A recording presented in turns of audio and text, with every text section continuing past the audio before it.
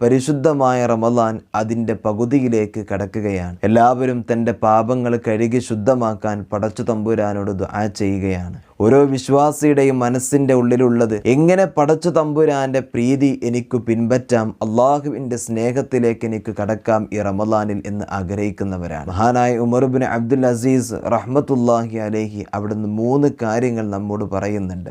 ഇത് പടച്ച തമ്പുരാന് വല്ലാത്ത ഇഷ്ടമാണ് എന്ന് മഹാനവറുകൾ പറഞ്ഞു.